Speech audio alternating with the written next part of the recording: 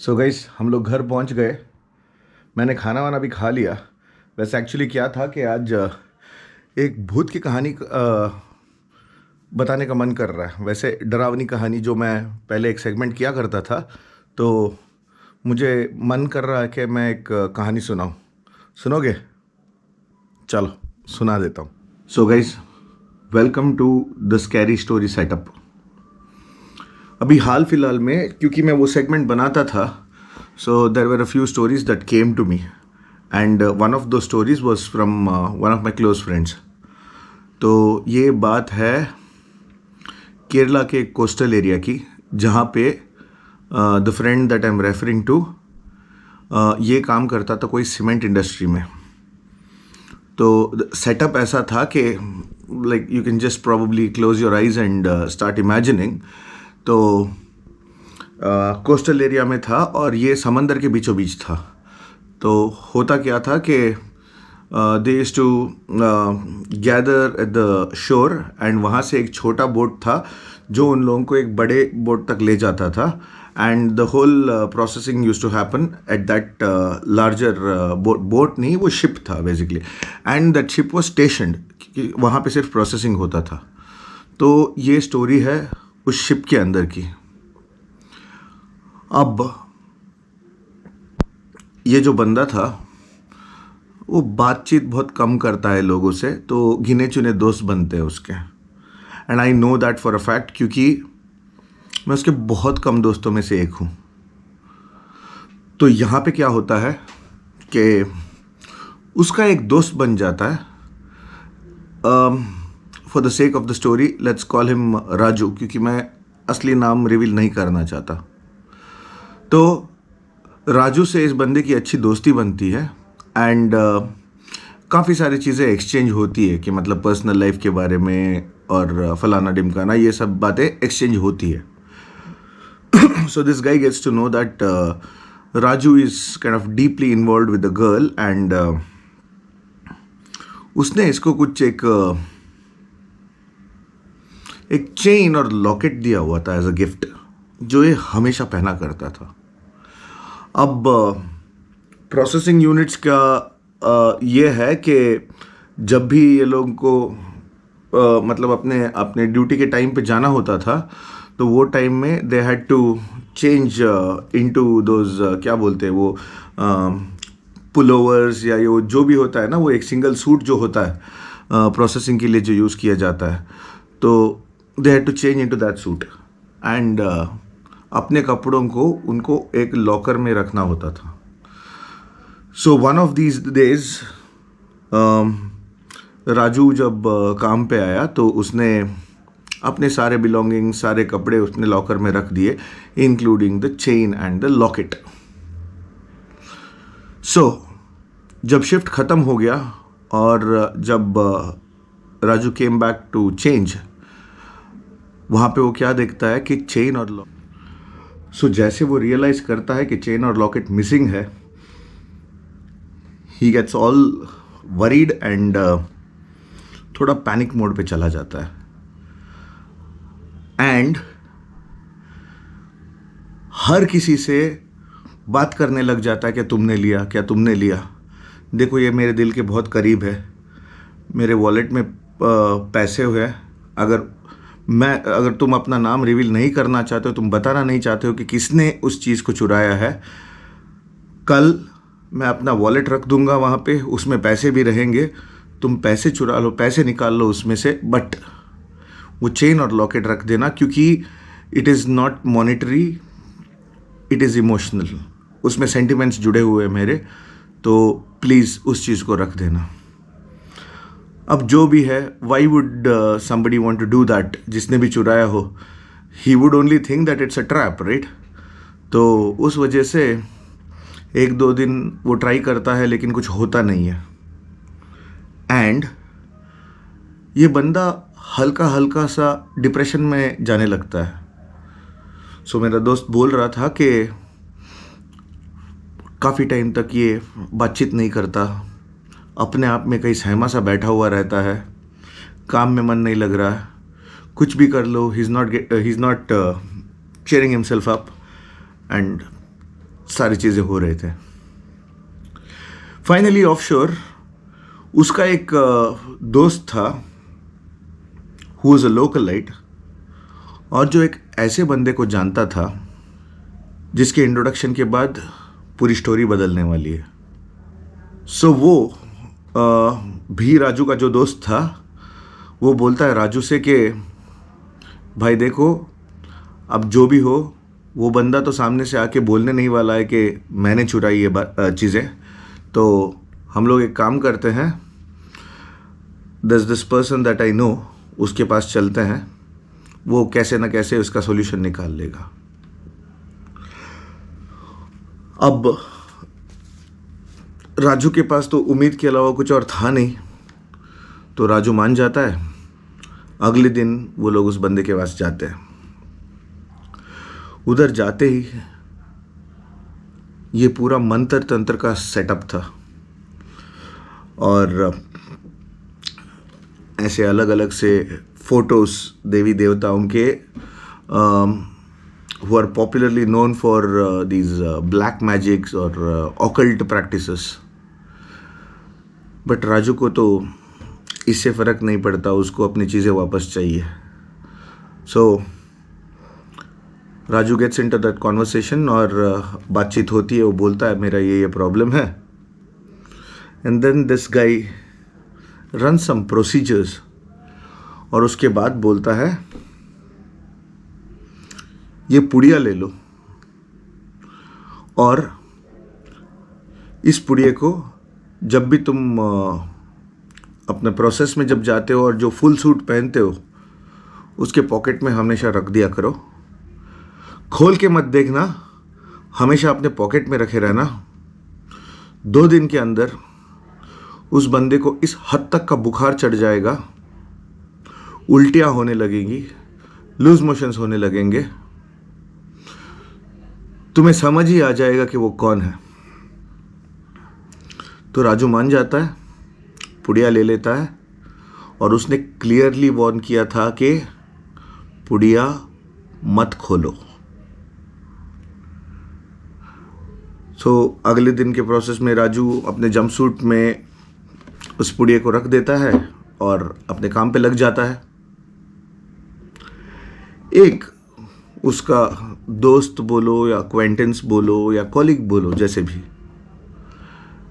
तो एक बंदा सडनली वहां से भाग जाता है वॉशरूम और उल्टी करने लग जाता है। इतनी तेज बुखार चढ़ जाती है उसको कि उसको सीधा हॉस्पिटलाइज करना पड़ता है।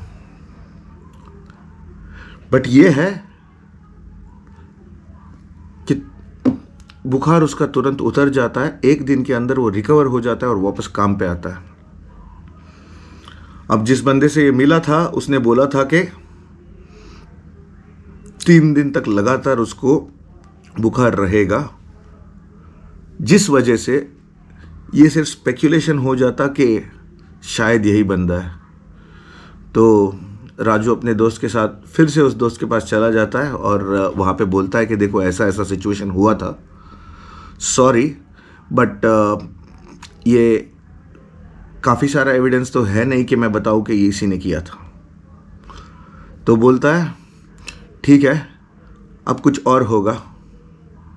अब वो बंदा सामने से आके तुमको बोलेगा कि ये मैंने किया था, तुम जाओ और जो चीज़ किया है वो कंटिन्यू करना, लेकिन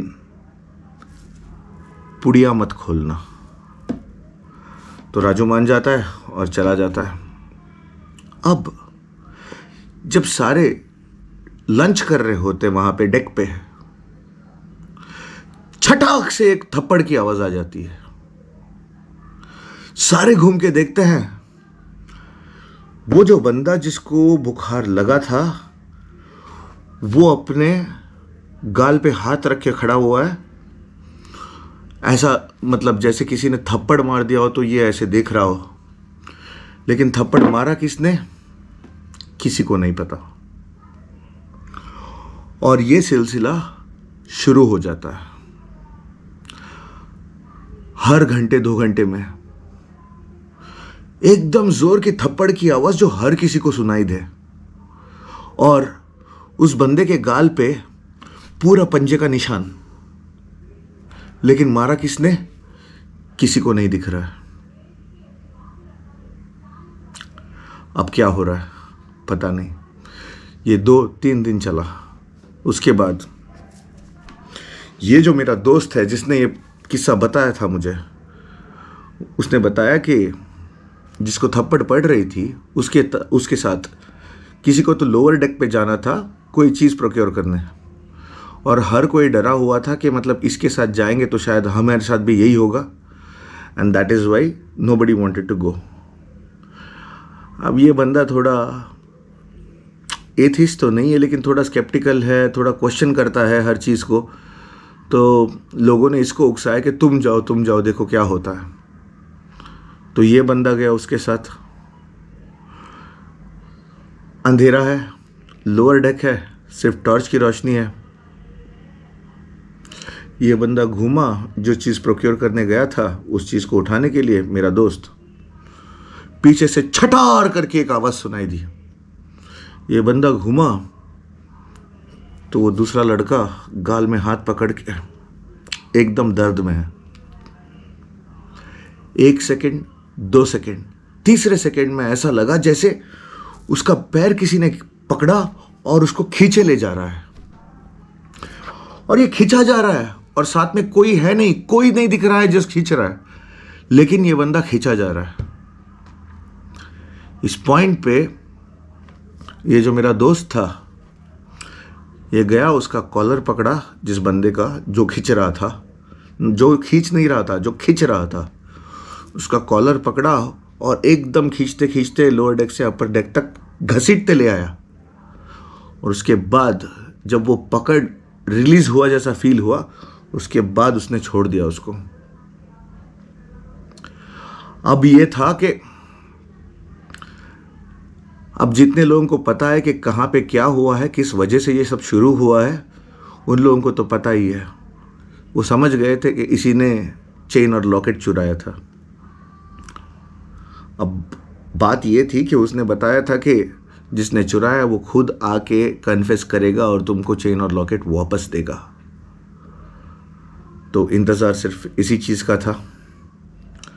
अगले दिन जब सारे लंच पे बैठे हुए थे, ये बंदा एकदम चौकन्ना बैठा हुआ था, जैसे मतलब अभी मार पड़ेगी, अभी मार पड़ेगी, अभी मार पड़ेगी।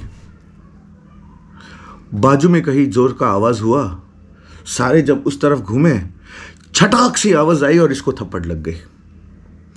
अब मार कौन रहा है नहीं पता। फिर ये बंदा झेल नहीं पाया, या कि उसको बता दिया कि भाई देखो, जब से मैंने चैन और लॉकेट चुराया है तब से ये सब हो रहा है मेरे साथ। कोई इंसान करता तो मैं शायद सबमिट नहीं करता, बट यहाँ पे पता नहीं कि कौन मार रहा है। हवा थोड़ी मुझे ऐसे थप्पड़ मार सकती है, तो कुछ तो चल रहा है। शायद मैं दे के इसको वापस दे के प्रायश्चित ही कर लूँ। और वो चेन और लॉकेट दे देता है इसको। ये बंदा खुश हो जाता है, लेकिन थप्पड़ नहीं रुकता, थप्पड़ चलता रहता है। तो ये बंदा बोलता है राजू से कि भाई मैंने चेन और लॉकेट तो लौटा दिया, अगर तुमने कुछ किया है तो प्लीज़ इसको उल्टा कर दो और इसको रुका दो, मैं नहीं झेल पा रहा हूँ अब इस चीज़ को। तो ये राजू जाता है उसी बंदे के पास जिसने ये जादू टोना किया हुआ था, और वो बोलता है कि भाई जो चाहिए था वो मिल गया, अब रुका दो। वो बोलता है ठीक है, अब अपने जंपसूट में उस पुड़िये को डालना मत, सब चीज़ रुक जाएगा। और राजू को एकदम से क्यूरियोसिटी हो जाती है कि मतलब वो थप्पड़ मारने वाला था कौन। फिर पता चलता है कि ये सारे किस्से होने से 1 महीने पहले उसी शिप पे एक मौत हुई थी। जो बंदा शिप से पानी में गिर के मरा हुआ था, ये जो मांत्रिक था उसने उस आत्मा को वश में कर लिया था और ये सारी चीज़ें उस आत्मा से करा रहा था। अब वश में कर लिया है और उसको इंस्ट्रक्शंस दे दिए हैं। तो ये किस्सा चल रहा था। राजू ने शायद मांत्रिक से बोला नहीं कि इस चीज़ को रुका दो, तो ये किस्सा चल रहा था। और वो जो बंदा जिसने चेन और लॉकेट चुराया था वो जॉब छोड़ के भाग गया। लेकिन दोस्तों, बात यहीं पे ख़त्म नहीं होती। जैसे वो जॉब छोड़ के भाग गया और जैसे राजू को चेन और लॉकेट मिल गया, एक क्यूरियोसिटी, एक जिज्ञासा सी जाग गई राजू में। राजू जानना चाहता था कि इस पुड़िया में है क्या, ऐसी चीज़ क्या है जिसके वजह से आत्मा तक नियंत्रण में आ सकती है। राजू ने उस पुड़िया को खोल दिया। उसमें तो सिर्फ राख निकला। लेकिन उस दिन से आज तक वो थप्पड़ राजू को पड़ रहे हैं। राजू ने जॉब छोड़ दिया है। आजकल कहाँ पे है पता नहीं, लेकिन आखिरी न्यूज़ यही है कि वक्त बेवक्त अंधाधुन उसको थप्पड़ लग रहे हैं। और राजू मांत्रिक के पास भी जा चुका है, इसका तोड़ मांग चुका है, लेकिन मांत्रिक ने बोला है कि जो चीज़ मैंने बोला था मत करो, वो चीज़ तुम कर चुके हो। अब मैं तो कुछ नहीं कर सकता, तुम भुगत लो। सो गाइस, कैसा लगा सेटअप, कैसा लगा story? Well, by the way, this is not my original experience, but a very close friend of mine claims to be his experience, his real life experience. तो बस यही है कि मैंने तुमको बताया था कि I would either narrate events based on my experience or about those events that somebody else has come across. So this is one of those. I hope you like the vlog. आज ख़त्म कर लेते हैं. Thank you so much for watching. Tata.